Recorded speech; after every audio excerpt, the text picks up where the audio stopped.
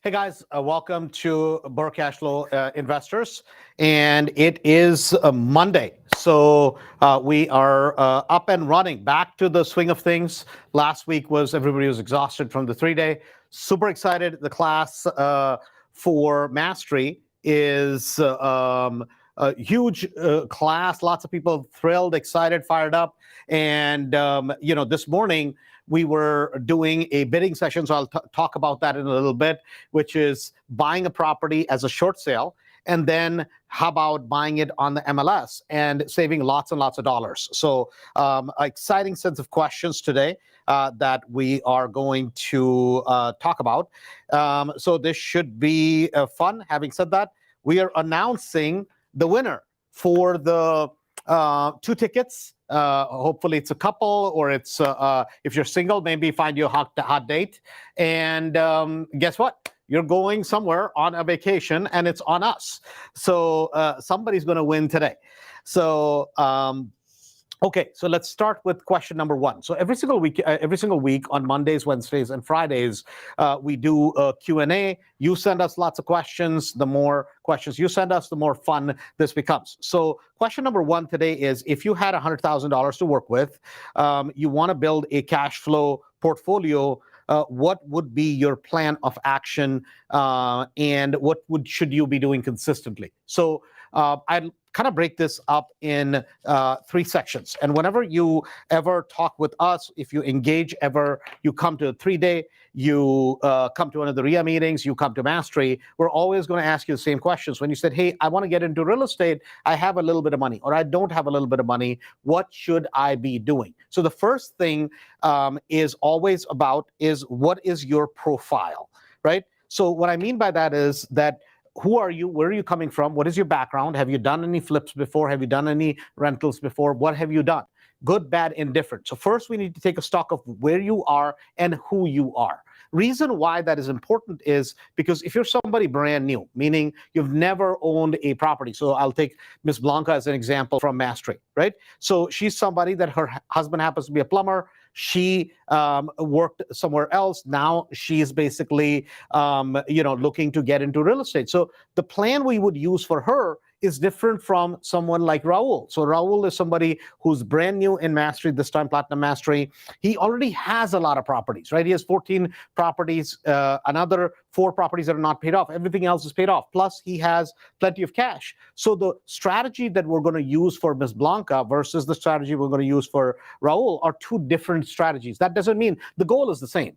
Now, for Ms. Blanca, it'd be a huge deal for her to get to where she has $5,000 a month in cash flow. For Raul, the goal we set up, he said, man, you think I can get to 100 grand a month in net cash flow, not gross, a net cash flow. Now, he has the experience. He has a lot of the other pieces. And so that doesn't mean either person's goal. The goal is the same.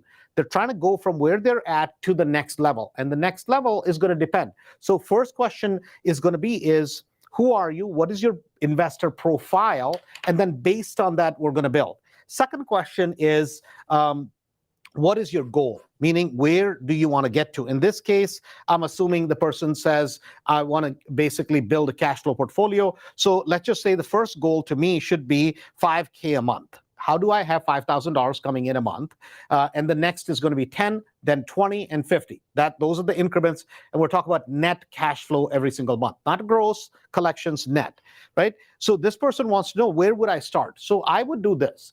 We're in the market right now. We're end of July. July is done. August, September, October, November, December, January. Those are the best months to buy a property, either auction, either online auctions or MLS. I would first start with the MLS, and I would look at what area do I live in currently, and then I would drive a 30-minute radius, 40-minute radius around my house, right? And then I would look at, is that an area I want to buy in, right? If you have an area which is a B area, C area. So if you're going to do Airbnbs, that kind of stuff, go to B and B plus A areas. If you're going to do rentals, you can start from C and B areas. So that's where I would start. In the first place, I would not look at auctions. I would not look anywhere else. I would start with the MLS. If you've been paying attention, the inventory in MLS is going up. The properties that are available that are going up. So I'll give you guys an example, and this is a really good example. So what happened was the other day, last week, on I believe it was Thursday, if I remember correctly, Ms. Blanca, brand new to Mastery, Gold Mastery, comes to the office business planning meeting. We sit down, do this exact exercise that I'm telling you. And as soon as we go through that, she's like, well, I don't know where to start, Andrew. So I said, okay, let's just look at, we're at the office in Lombard. So let's look at a 5-mile radius, 8-mile radius around the office, right? Now, she happens to live in Elgin, so she's got to do the same exercise around her house. I'm like, let's see if we can find any properties. We found 2 properties in Westchester. So we go running over there, call the agent in front of her, and the conversation is simple. Hey, I'm a real estate investor. I buy a lot of properties in the area. And when can I come take a look at I want to go take a look at the property. She's like, okay, go ahead and take a look. So I could get into 2 properties. One was at 4 o'clock. One was 6 o'clock. So I go look at one property, and guess what I'm doing? It's a property that I'm negotiating still. Right? If it works out, great. It's overpriced right now, and I'm not willing to pay the price. But the property across the street, I called the agent. The agent's like, well, I can meet you 6 o'clock. Come back to the office, again, go back out there, right? And I get there, I meet the owner, I meet the agent. This is a property that's going to be a short sale. So now, since the agent is there, the owner is there, I talk to the owner. I'm like, listen, I would love to buy the property. I can't pay what you're asking for the property. I can pay 180. They're asking 230, 235 right now. That property completely fixed up on the back end is $350,000 all day long. All day long. Needs about 45,000 or so in work. Now it's a 3-bedroom, 1 bath. I can easily make it a 4-2. Think about what the value becomes of that house. Easily I can do that, right? It becomes a 4-2 house. It is incredible, right? In terms of as in 4-2. I mean, I can literally rent that house out if I want to somewhere around $2,600, $2,700, if not more, on a regular rental. If it's a midterm, if it's an Airbnb, it's going to be even more. So I sent her an offer over the weekend. Everybody was exhausted from last weekend. Tell Lori, hey, shoot an offer over. They come back. They're like, oops, Andrew, we're sorry, but this is on Friday. The property is going to auction on Monday. Monday meaning today. So I'm like, hot damn. The agent's like, Andrew, there's really nothing you can do. I'm like, okay, let me figure that out. What I can do or not. Guess what? Over the weekend, while everybody was partying, I did all the research. Everything was ready to go. I've seen the house inside, and I'm like, okay, I'm going to basically put an offer. This morning, it pops up because I knew it was coming to auction. This morning, $155,000 was the opening bid. And I'm like, oh my God, I'm going to have a lot of competition at the auction, right? Market is hot. Guess what? Nobody bid. Nobody bid except me. Why? Because the house looks really funky from the outside, just because of a lot of trees, this, that kind of stuff. It's a nice brick split level house. I mean, you can't go wrong with it, right? Has a basement, has upstairs. So it's a great property. I've already seen it. I know the owner. I know the agent. I know the whole situation. And guess what? I got it for $1 over. Guys, it's a property that's worth, if I make it a 4-2, which I'm going to, I mean, 100% I get an appraisal of $370,000, right? Now, this is kind of what I'm talking about, is that if you know where you're going. See, I knew for Ms. Blanca, if she had found the property, now she's in Platinum Mastery, I would have just given her the property because I was trying to help. So if I get the other property, I'll just give it to her, right? I mean, that's the whole point of Mastery. So my point being is this, that the first thing I would start is, what is your investor profile? Second thing is, what areas am I going to buy in? Third would be then, okay, where am I going to look? So a lot of times people are like, well, I'm not going to look in MLS. If you look at all the properties I've ever bought, ever, that I own, right? Over 260 of them. Most of them, a majority of them have come from the MLS. People get this wrong impression that, oh, we buy at auctions, we buy here, we do, right? Do we buy some phenomenally good deals? Yes. But predominant properties that we own are actually from the multiple listing service, right? It's a great tool. Like today, I had 2 agents send me properties. And guess what, right? I'm going after them. I'm going after them in a hurry. They're not in Mastery. They come to some of the Chicago RIA meetings. But the first place I would start with auctions. Second place I would look at auctions online, not the auctions. Like I bought this one today at Cook County auction. I would not go there. That is not for amateurs. That's only for people from Platinum Mastery. Do not go buy over there. It's really, really, really dangerous because you don't know what you're buying. You don't know if there are any title issues, right? And the third place that I would go is I would look up all the short sales, right? This is something I've been saying over and over and over. There are close to right now 26,000 short sales between all the counties around Chicagoland. That is what I would look up. That is where the real deal is. So that's what I would go after, is those short sales, because you can find properties like the one I found. That was a short sale. They refused the short sale and I bought it at the auction. Why? Because I had a leg up. I had already looked at the property. So just something to think about. And that's what I would do if you want to take your 100,000. Now in this property, I bought it for 155, excuse me. I'm going to have to pay 1 year's worth of taxes. So that's going to be about $5,000. So now that's 160. Auction cost is $3,000. So that's 163 plus 40,000 to 45,000. That puts me at 203 plus carrying cost. That puts me at about 215. 215 is my all-in cost. And on the back end, I bet you, and we're going to do this, I'll show you the appraisal on the back end. I bet you I get an appraisal 360 minimum. So you're in the deal for 215, back end appraisal 360. I mean, who cares about the interest rates, right? A lot of times people are like, oh my God, Andrew, what about the interest rates? Man, I got a property with over 120,000 in equity. So does the interest rate really matter?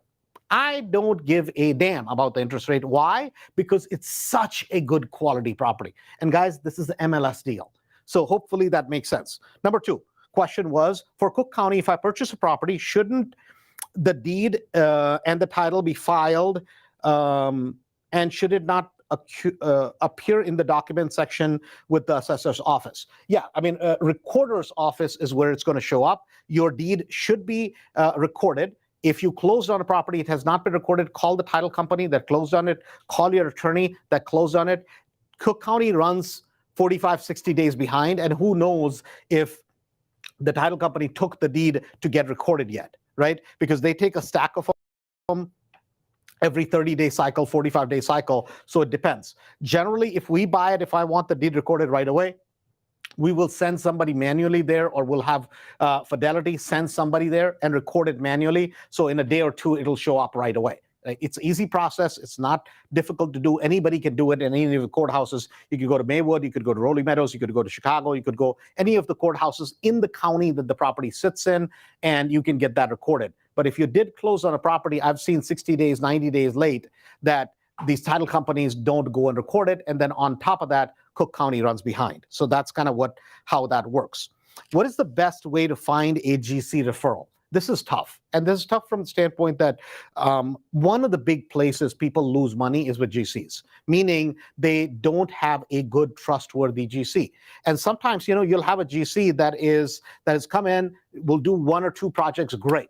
And then they basically kind of go sideways, or they take on too many jobs, right? We've seen this happen over and over. So the best place is find somebody that can give you a referral, right? If you're a part of Chicago REIA, if you're not, and you're a Chicago real estate investor, I mean, you really have to question your sanity, right? You really have to question your sanity, because it's like somebody saying, well, should I go to Mastery? Well, the question is, man, how many properties do you want? You want to buy 50, 60, 100 properties, you want to build up a huge portfolio, go to Mastery. If you're one of those people that's, I'm going to buy 1 property, don't come to Mastery, because that's not for you, right? Mastery is for thoroughbred horses, meaning people who are like, man, I'm going to take real estate, I'm going to take it to the next level. That is what that is about. But go to the meetings that we do. They're free. There's no cost for it. There's nothing, right? Meet the other people that are doing a bunch of these properties. It's an easy place for you to get referred to a GC. I mean, talk to Matt Nosel, talk to, there's so many. Maybe Cynthia will do it for you. Maybe Boyan will do it for you. There's a lot of GCs that we have, but within that network. So even if you're not in Mastery, that's okay. But go to the meetings that we do, and then talk to other people, especially people from Mastery. Who are they using? Because they've used these GCs multiple times. The problem with finding GCs outside is, unless you've used somebody multiple times, it is very hard, right? I mean, it depends on what location you're in, maybe Pablo will do it for you, right? These are people that we know. So you need to belong to a network where they have a lot of resources that people are willing to share. The GC gets business, hopefully you get business, and both parties in that transaction are happy. But generally, it is better if you get a referral. But just please be careful with the GC referral. If you get a GC that does retail work, the prices that they're going to give you is going to take you to town, right? Those prices are not going to work for you as a real estate investor. So that is something you really, really have to be careful about, that you do not. And the other thing is that please do not give the GC a bunch of money up front to basically, oh, I'm going to hire the GC and pay them 15, 20, 30,000. We have seen experienced investors give a GC a $50,000 check. I'm not going to mention who. Somebody from Mastery did that. I mean, and I'm like, man, what were you thinking? Right? He's like, oh, I thought this was a good person and blah, blah, blah. Can't do that. Because a lot of times, maybe the GC is not trying to cheat you. But what happens is they get behind on another project. Then they start using your money on another project. And it just gets all behind. So you never, never, never pay the GC upfront ever. Do the work and then go pay on a weekly basis. That is okay. But not upfront unless it's a big company that it's a big window supplier, it's something like that. And whenever possible, whenever you're buying anything from a supplier, if possible, always, always, always pay by your credit card, if possible. Now, sometimes supplier will go, well, I get a 2%, 4% ding on my credit, on the amount of money we collect. So sometimes they may prefer a check or some other form of payment, but generally most suppliers will take a credit card. Reason behind that is this, that if you buy, let's just say you bought a set of windows, right? You bought, say, 16 windows, your guy goes, picks it up, and it disappears before it gets to your job site. Guess what happens? You can call your credit card company, boom, put a fraud on it because, you never got the delivery of the windows, somebody stole it, so that will protect you in that case. Whenever possible, always pay with your credit card. Do not pay with a debit card. Always pay with the credit card. If there's any stealing, any kind of stuff, you can always call it in, and your credit card company will immediately basically stop the payment on the vendor, and it will really protect you. Next thing, how lenient should I be for a tenant and their rental payments? So here's the deal, guys, right? Anytime you own rental properties, at some point it's going to happen, right? Generally, like if we have about 100 properties, you're going to have 2 or 3 people that are going to be behind, right? Now, hopefully you've done your tenant selection well. Still, you're going to have that. There's no such thing as 100% every tenant pays by the penny all the time. Doesn't happen, right? So generally, I would basically wait 5 days. At the end of 5 days, immediately serve a 5-day notice, right? And immediately, if they do not start working with you and make it good, immediately file for a eviction unless they are the type of people who work with you, communicate, and they are willing to do that. If you give them time, if your tenant finds out you are weak, right, guess what's going to happen? They will take you for a ride. Ask how I know. I've done it. Right? You feel bad for people. Guys, business is business, right? And this is really important to keep in mind is that do not give your tenants leeway. Always serve a 5-day notice. You can, and then always make sure that you stay on top of them. Do not just leave it alone because your tenant will take you for a ride. So next question is about 1031 exchanges. I did a video today about 1031 exchanges, and so I thought that I should explain that. So let me explain that. What is a 1031 exchange and why should you care? So here's what a 1031 exchange is. A 1031 exchange is, imagine you buy a property. You bought a property, let's just suppose 10 years ago, and you bought it for $100,000. Now, 3 years into owning the property, you're like, well, I've had it rented and properties are selling for a ton of money. I think I can sell the property. You turn around and sell the property for $250,000. So now 100,000 purchase, 250. So you take 250, subtract 100, say 110, whatever. You have a gain in the property for $140,000. Now, on top of that, you're going to have a tax consequence of the depreciation that you took on the property during the time of ownership. So now when you owe taxes, not only are you going to owe taxes on on 150, plus you're going to owe taxes, which is called recapture of depreciation. So you're going to owe taxes on about $160,000. Now here's what I would suggest to you.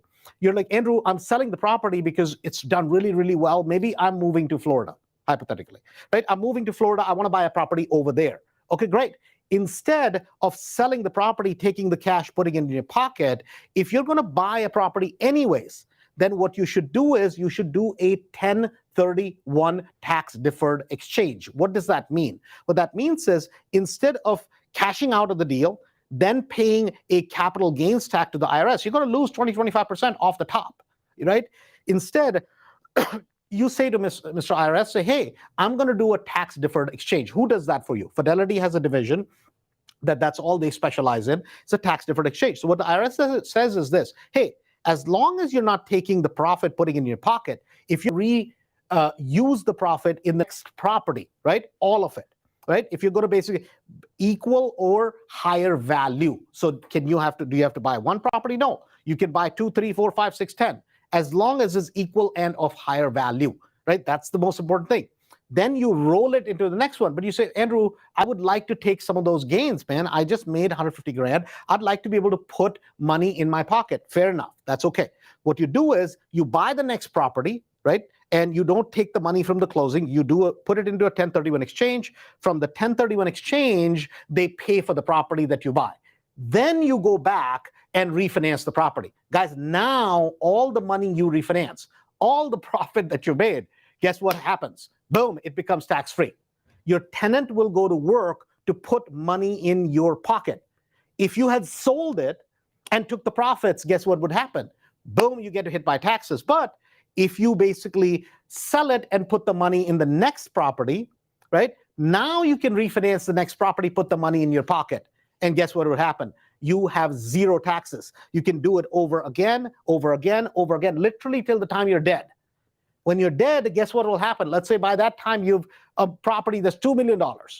At that time you pass away, your next of kin, your kids get that property. Guess what happens for them? They still don't have to pay taxes because that is a property. Their basis in it becomes that, right? And now they inherit the property and it is tax deferred, and that chain goes on. 1031 exchange is something which is very, very, very made very complicated than what it is, right? And this is something that if you don't know about 1031, make sure you take the time to educate yourself about it, because it is a phenomenal, phenomenal tool in terms of building wealth for you and for your family. Having said that, we have a drawing today. And we do, if you are a part of this group, you join us, you watch these videos with us all the time. Number one, we're grateful, because without you, we would not be here. It'd be me talking to a camera and nobody there, right? We literally started with one person joining, 2, 4, 5, 6, 10 today. We have 40 some people on the line. So the person that won our challenge. So this is moving forward. If you refer people here and you have a bunch of people join, each time anybody joins that you referred, we put your name in the hat. You have more chances to win. So the person that won was Chenette Grace, Chenete Grace. I don't know if that's her real name. I think that's her Facebook name, but that's the winner. So Miss Chenette, and to your husband, congratulations. We had offered 2 tickets on us. So make sure you reach out to Jennifer to collect your prize. We will be announcing the next challenge as we move forward. Having said that, guys, please like us, love us, share us. That is our values, because that's how we grow. And hopefully that way we keep bringing you better and better content. Having said that, thanks a bunch and have a good day.